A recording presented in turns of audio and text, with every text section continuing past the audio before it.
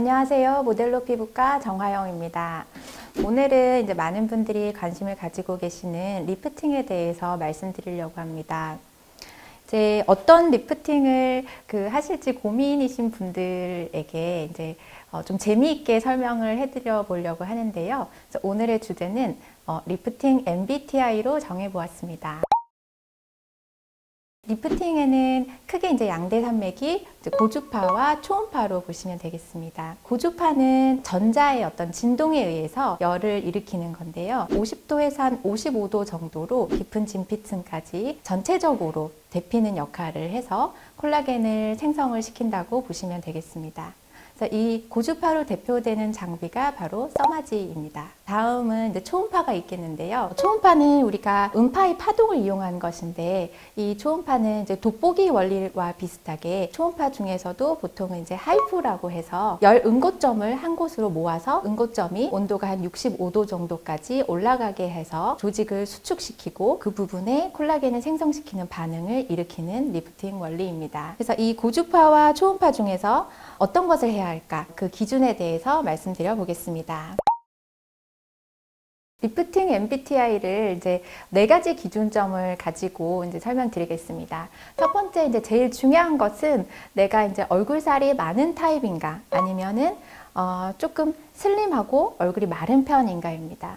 얼굴살이 많은 거를 우리가 첩이라고 해서 이제 C타입으로 할 수가 있고, 그다음에 좀 슬림하고 원래 좀 얼굴이 마른 편인 경우에는 슬림의 S를 따서 S타입이라고 보시면 됩니다. 이 2가지 중에서 어떤 타입인지가 어떤 고주파를 받을지, 하이프, 그러니까 고강도 집속 초음파, 울세라와 대표되는 초음파를 받을지를 선택하는 가장 중요한 기준이라고 생각을 하고 있습니다. 두 번째는 내가 이미 처진 부분이 있는지의 유무입니다. 이미 처진 부분이 있으면은 yes의 이제 Y 타입으로 보고, 내가 이미 처진 부분은 없고 예방적인 목적으로 하는 경우에는 처진 부분이 없은 no로 해서 N 타입이라고 보시면 되겠습니다. 이런 처진 부분이 있는지 없는지는 사실 나이와 이제 관련이 많이 있겠습니다. 첫 번째와 두 번째 타입이 이제 가장 중요한 기준이고, 이제 세 번째 기준은 피부 타입입니다. 이것은 피부 두께와 관계가 있는 데요. 진피가 굉장히 두꺼워서 피부의 모낭과 이제 피지샘이 많이 발달해 있고 모공도 크고 이제 유분도 많고 그런 타입인지, 그런 피부가 좀 튼튼한 피부죠, 사실은. 그와 반대로 진피가 좀 얇아서 쉽게 붉어지기도 하고 피부가 투명해 보이기는 하지만 사실 잔주름도 좀 잘 생기고 건조하고 이런 피부 가 있겠습니다. 그래서 이것을 오일리 타입이냐 드라이 타입이냐로 쉽게 나눌 수가 있겠습니다. 그 다음에 이제 네 번째는 남자인지 여자인지인데요. 남자든 여자든 상관없이 이제 첫 번째, 두 번째, 세 번째 기준이 이제 가장 중요하지만, 실질적으로는 이제 남자 여자가 시술 만족도에 있어서 조금 차이가 나기 때문에 4가지 기준에 성별이 들어가게 되겠습니다. 그래서 이제 각각에 대해서 설명을 해드려 볼 텐데요. C타입이신 분, 얼굴 살이 많으신 분들은 기본적으로 이제 울세라를 하시면 좋습니다. 근데 그 이유는 오징어를 이렇게 구워 보시면 그 부분만 이렇게 수축을 하면서 볼륨이 작아지는 것을 보실 수가 있는데, 약간 얼굴 살이 많으신 분들은 얼굴을 조금 작게 만들어주는 효과를 초음파 장비에서 보일 수가 있기 때문에 울세라를 먼저 기본으로 하신다고 생각하시면 쉽겠습니다. 근데 이제 얼굴 살이 이제 없고 되게 마르신 분들은 써마지를 기본으로 하고 거기에 다른 3가지 기준에 따라서 다른 장비들을 조금 추가해서 하신다고 보면 되겠습니다.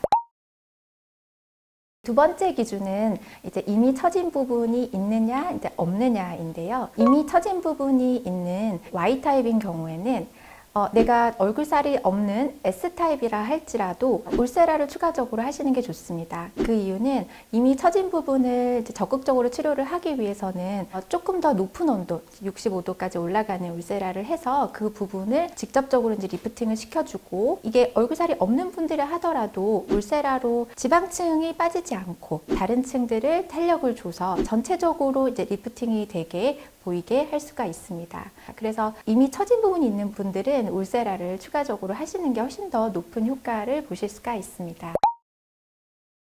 세 번째 기준은 진피까지 두께, 피부 두께가 두꺼운지 얇은지인데요. 그래서 피부 두께가 두꺼우신 분들은 이제 보통 모공이 발달하고 이제 유분이 많기 때문에 O타입.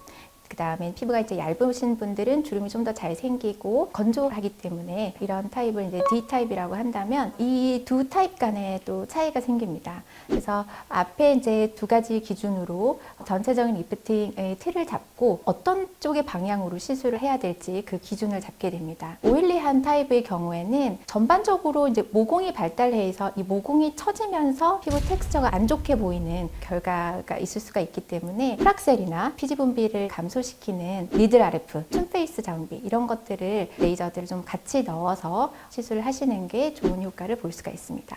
그래서 이제 피부 텍스처도 같이 좋게 만들고 리프팅도 되고 이렇게 해서 전반적으로 피부가 좀 더 젊어 보이게 하는 결과를 만들 수가 있습니다. 반면에 이제 드라이 타입의 경우에는 피부가 이제 건조하고 얇은데 이게 이제 나이가 들수록 더 심화되는 경향이 있기 때문에 피부 진피층을 좀 더 두껍게 만들어주는 시술이 필요합니다. 어떻게 보면은 약간 성그러진 진피를 좀 더 이제 밀도 있게 바꿔주는 시술이 이제 콜라겐을 생성시키는 시술들인데요. 써마지를 기본적으로 이제 꾸준히 하시되 다른 고주파 시술들을 넣어서 튠 유니라지라든지 피부를 좀 더 건강하게 진피를 좀 더 두텁게 만들어주는 시술들을 추가해서 하시는 것이 훨씬 더 도움이 됩니다. 네 번째는 성별을 기준으로 넣었는데요. 실질적으로 이제 경험을 해보면 이제 남자분들은 특별한 경우 외에는 대체적으로는 고주파 시술보다는 울세라와 같은 초음파 시술에 훨씬 더 만족도가 높은 것 같습니다. 그 이유를 이제 생각을 해보면 남자분들은 대부분 얼굴살이 없는 것을 선호하시는 것 같아요. 그래서 통통해 보이는 것보다는 약간 이렇게 슬림하게 돼서 좀 샤프한 그런 느낌을 원하시는 경우가 많기 때문에 울세라를 조금 더 추천을 해드렸을 때에 훨씬 더 만족도가 이제 높으신 것 같습니다. 왜냐하면 이제 써마지가 전반적으로 보면은 약간 피부가 얇고 얼굴살이 없는 분들에게 기본적으로 적합하다고 보시면 되기 때문에 남자분들은 이제 써마지냐 울세냐를 고민하실 때는 제가 울세라를 권해드리는 편입니다.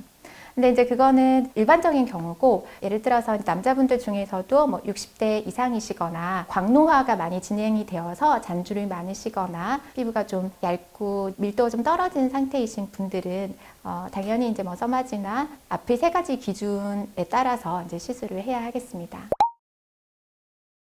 이분 같은 경우에는 얼굴살이 있으신 C타입이시고 이미 처진 부분이 많지는 않지만 코 옆 부분이랑 입 옆 부분에 지방이 약간 뭉쳐서 내려온 듯한 부분들이 있습니다. 그래서 이제 두 번째 기준에 의해서는 이제 이미 처진 부분이 있는 Y타입이 되겠고, 피부 타입은 여드름까지 있지는 않으시지만 약간 모공이 발달한 O타입이라고 보시면 되겠고, 남잔지 여잔지 중에서는 이제 F타입, CYOF 타입이 되겠습니다.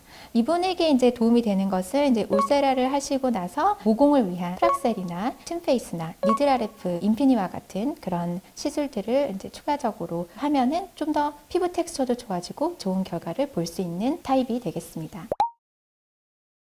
이분은 마찬가지로 얼굴살은 마르기보다는 약간 살이 있으신 편이고요. 그래서 이제 C타입이 되겠고, 이미 처진 부분이 이제 코 옆과 입 옆에 살짝 있으신 Y타입, 그 다음에 살짝 모공이 발달해서 얼굴에 유분기가 살짝 있으신 O타입이 되겠습니다. CYOF인 고객님이시고요. 울세라를 해서 이미 처진 부분을 조금 개선을 하고 얼굴에 이제 모공을 좀 개선하기 위해서 프락셀이나 니들 RF를 하시면은 훨씬 좋은 효과를 볼 수 있는 유형입니다. 이분은 이제 연령대가 좀 있으신 분으로 이미 약간 광대가 도드라져 보이는 약간 뒷볼이 꺼져 있기 때문인데요. 이런 경우에는 지방층이 소실이 없게 얼굴이 더 말라 보이지 않게 시술을 해야 합니다. 그래서 이제 얼굴 살이 없는 S타입에 해당한다고 보시면 되고, 이미 처진 부분이 있고 전체적으로 조금 하관이 약간 예전에 젊으셨을 때보다는 너비가 이제 더 두터워지신 모습이실 겁니다. 그래서 SY 타입이고, 피부는 전반적으로 이렇게 잔주름이 많으시고 건조한 그런 D타입이 되겠고, 그래서 SYDF 유형이라고 보시면 됩니다. 이분 같은 경우는 써마지나 미라젯 같이 피부 진피층을 좀 더 건강하고 탄력이 있게 하는 시술들을 꾸준히 하시는 게 좋겠고, 근데 이미 처진 부분이 있기 때문에 더 말라 보이지 않는 선에서 피부의 진피층도 좀 타겟으로 하는 1.5mm 트랜스듀서도 같이 써서 울세라를 지방이 더 꺼지지 않는 범위 내에서 하시면 좋은 결과를 보이는 분입니다. 애프터 사진을 보시면은 훨씬 피부가 좀 더 탄력이 있고 지방은 꺼져 보이는 게 없으면서 처진 부분이 좋아진 것을 보실 수 있습니다. 이분은 이제 원래 볼살이 없으신 분은 아니지만 더 이상 이제 볼살이 꺼지면은 좋지 않은, 그래서 S타입으로 가야 될 것 같고, 이미 처진 부분이 이제 입 옆에 많이 있으시고, 피부는 좀 건조한 피부입니다. 건조하고 잔주름이 많이 생기는 피부인데요. 마찬가지로 SYDF 유형입니다. 울세라로 이미 처져 있는 부분을 많이 개선을 하였고, 그다음에 피부 텍스처는 모공을 좀 좋아지게 하면서 피부 이제 잔주름이나 탄력이 도움이 되는 이제 미라젯을 같이 하면은 도움이 되겠고, 또 이제 전체적으로 약간 피부가 이제 연세 때문에 약간 얇아지는 경향을 보일 수 있는 피부라서 써마지도 같이 중간에 하시면은 좋을 것 같은 유형입니다. 오늘은 리프팅 MBTI로 재미있게 준비해 보았습니다. 서로 MBTI 하듯이 자신의 리프팅 유형에 대해서 테스트 해보시면 재미있을 것 같습니다. 오늘 내용이 좋으셨다면 좋아요와 구독 부탁드립니다. 감사합니다.